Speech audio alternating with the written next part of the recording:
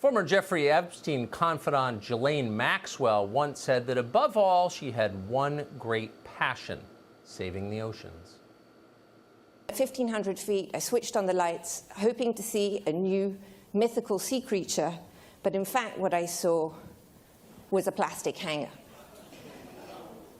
I was so absolutely devastated, but it was at that moment that I realized that I was really going to dedicate the rest of my life to taking an involvement with and bringing an education around the ocean. Nice sentiment. Didn't turn out that way. Instead, Maxwell dedicated much of her life to something else: helping abuse young girls. Today, federal officials announced criminal charges against her for the years that she spent working for Jeffrey Epstein. Today, we announced charges against Ghislaine Maxwell for helping Jeffrey Epstein sexually exploit and abuse multiple minor girls from the period of 1994 through 1997. In some cases, Maxwell participated in the abuse herself. Maxwell enticed minor girls, got them to trust her, then delivered them into the trap that she and Epstein had set.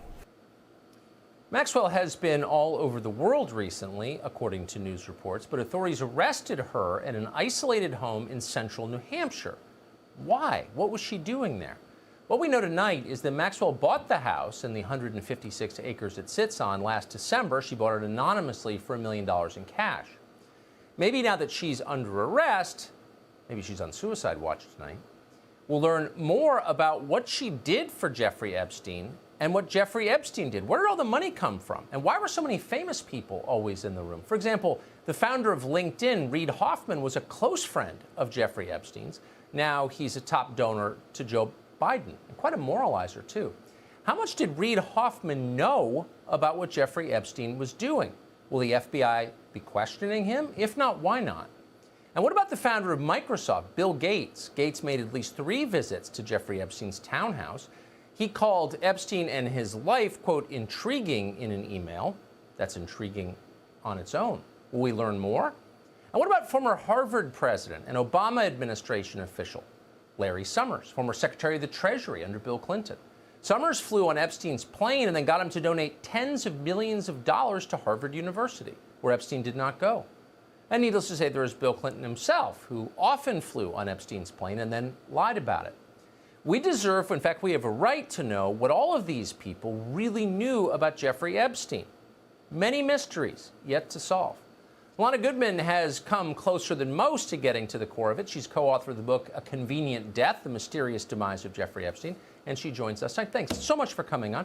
So first things first, why do you think Maxwell was in New Hampshire this morning? Well, I just want to say, Tucker, I think that prison is going to be a pretty big adjustment for Ghislaine Maxwell.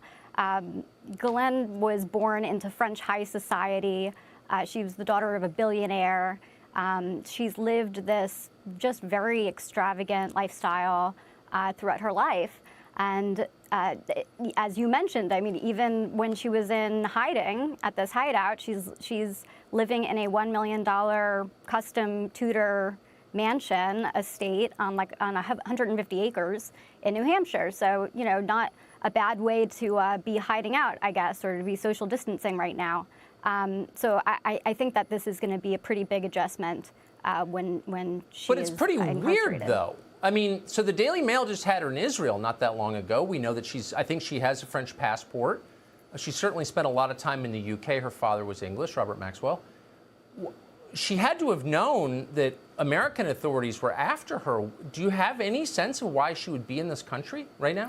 It's very bizarre. I mean, people were shocked to hear that. There were rumors of all different places that she was supposedly at. I mean, some people, with claims maybe Paris. I mean, people had spotted her in Paris. Right. There were claims about London. There were claims even about like the Israeli embassy and things like that. So yeah, there's been some pretty wild speculation. But I think generally the idea was people assumed she was out of the country. I mean, Right. she was born in France. So she was able to, you know, France would not have necessarily extradited her. She would not have been able to be extradited necessarily from France. So it was very surprising that she is hiding out really under everyone's noses in the United States, within driving distance of the U.S. Attorney's Office that is prosecuting her right now. It definitely came as a shock. Have the FBI spoken, do you know, to Reid Hoffman, who is one of the people who apparently helped get Jeffrey Epstein off the charges the first time he was charged? He might have interesting information. Have the feds talked to him? Well, I don't know about Reid Hoffman in particular. I think that a lot of the friends of Jeffrey Epstein, who were very relieved after he died, are probably pretty terrified right now at this moment, because I think that Ghislaine Maxwell has every incentive to talk in this situation. I mean, Epstein is dead, so she doesn't really have to worry about protecting him or anything else at this point. That's right. And I think that DOJ also has more leeway to potentially cut a deal with her than it did with Epstein, because he was accused of being the kingpin in this situation.